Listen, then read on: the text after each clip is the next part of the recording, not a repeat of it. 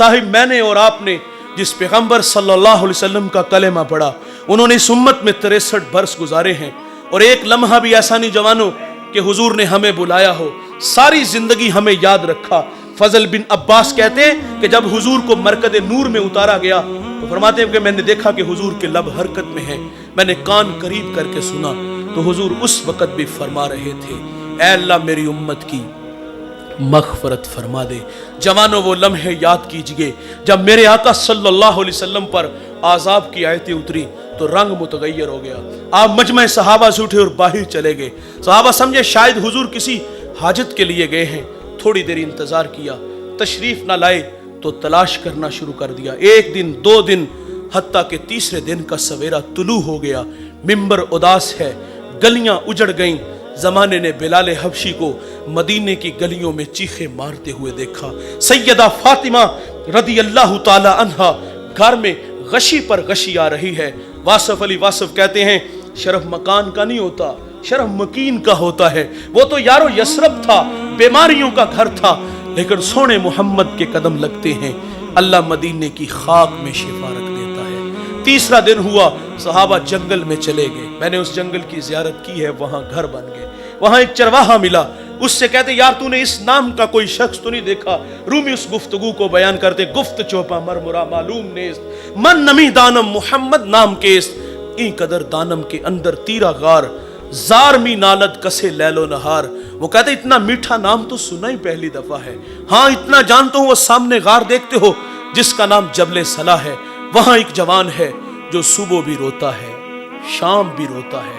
और कहता वो मेरी बकरियां देखो हल्का बनाए बैठी हैं, ना कुछ खाती हैं ना कुछ पीती हैं, जब वो रोते हैं तो ये भी रोती हैं। सहाबा ने पूछा वो रोने वाला क्या कहता है? उसने कहा जब उसके लब हाय मुबारक खुलते हैं तो वो रब्बे हबली उम्मती की सदाएं देते हैं। बेजान जिस्मों में जान आई। सहाबा अंदर दाखिल हुए।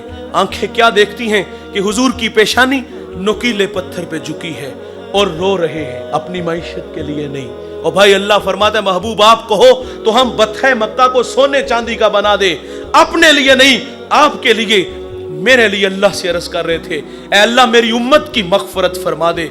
सहाबा जब अंदर दाखिल हुए अर्ज करते आका सर उठाएं गुलाम आए हैं, अल्लाह उम्मत के साथ भला फरमा देगा। फरमाया उतनी देर तक अबू बकर सजदे से सर नहीं उठाऊंगा जितनी देर तक अल्लाह उम्मत के मामले में मेरे साथ कोई वादा नहीं फरमा देता। दोस्तों फिर सैयदा फातिमा रदी अल्लाह ताला अन्हा को खबर मिली, आप मदीने की औरतों को लेकर उस गार की तरफ बढ़ती हैं। सहाबा पीछे हटे, आप अंदर दाखिल हुए। अपने बाबा की पेशानी सजदे में देखी तो रोने लगी। कहा अबू बेटी आई है, जिगर का टुकड़ा आया है, फअजलसहा फी मजलसिही, जिसके लिए मसनद बिछा देते थे, फातिमा आई है। हुजूर बेटी को भी यही फरमाते मुझे उम्मत की मोहब्बत रुला रही है।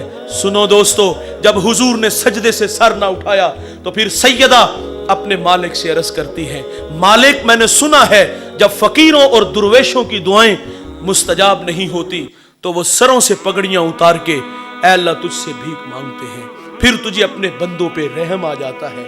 अर्ज किया मालिक आज तेरे नबी की बेटी फातिमा जिस पर तूने ततहीर की आयतों को नाजिल किया है, मैं सर से दुपट्टा उतार के अपने बाबा की उम्मत के लिए तुझसे भीख मांगती हूँ। सैयदा का हाथ रिदा की तरफ बढ़ा। दोस्तों कोहराम मच गया, बादलों की ओट में सूरज ने मुंह छुपा लिया, ऐसा लगा कि कयामत आ गई। रूमी कहते फिर एक सदा उठी, पस निदा आमद जे यज़दा काए रसूल, मन दुआए फातिमा करदम कबूल, घर तलब कर दी जमीन व आसमां, जुमलाए बख्श दे मशदर यकजमा। फरमाया जबरील देर ना करो जल्दी जाओ, मेरे नबी से कहो कि सजदे से सर उठा ले, हमने फातिमा की दुआ कबूल फरमा ली। जैसे आप कहोगे हम उम्मत से वैसे ही मामला फरमा देंगे। साहिब मोहब्बत कहते हैं अमल को आसान करती है, मोहब्बत दावा है अमल दलील है, गुलामी रसूल में मौत भी कबूल है, ये खोखले नारे हैं। इंतहाई माजरत से कहूंगा और मोहब्बत तो तकाजे चाहती थी, हुजूर रो रो के हमारे लिए दुआएं कर रहे हैं। अगर तखय्युलात की दुनिया में गोता लगे, 2 लम्हों के लिए खुद को खींच के उस गार में ले चलो, एक जानिब खुद को खड़ा कर लो, अपने रवैयों अपने किरदार की तरफ मैं और आप नजर दौड़ा के देख लें तो यकीन जानो नदामत के अलावा हमें कुछ भी नहीं नजर आता। क्योंकि आज हमारे अखलाक खोखले हैं, हम फसाद के खोखले धाने पे खड़े हैं। हम जवान हैं, चलते अकड़ अकड़ के, बोलते बिगड़ बिगड़ के, مستی ہی مستی، نشہ ہی نشہ، یہ ہمارے تیور ہیں۔ 5 وقت اللہ کا منادی حی علی الصلاح کی صدائیں دیتا ہے، کان پہ جوں تک نہیں رینگتی، وائز نصیحت کرتا ہے، ہم غفلت کی پٹی نہیں اتارتے۔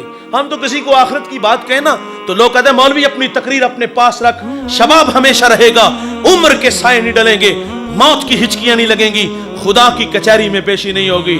اور میں کہتا ہوں بھائی، کبھی آسمان کی چھاتی پہ چمکتا چاند دیکھا ہے؟ یہ ایک صورت میں نہیں ہوتا، یہ کبھی قمر ہوتا ہے، کبھی بدر ہوتا ہے، کبھی ہلال ہوتا ہے۔ جوانوں، ہمیں بھی اس دنیا میں ہمیشہ نہیں رہنا، یہاں جو آیا ہے وہ جانے کے لیے، جو پیدا ہوا ہے وہ مرنے کے لیے۔ کل من علیہا فان، جو بھی ہے اس کو فنا ہے، بقا صرف اللہ کو ہے، یہاں کسی نے بھی بیٹھ نہیں رہنا۔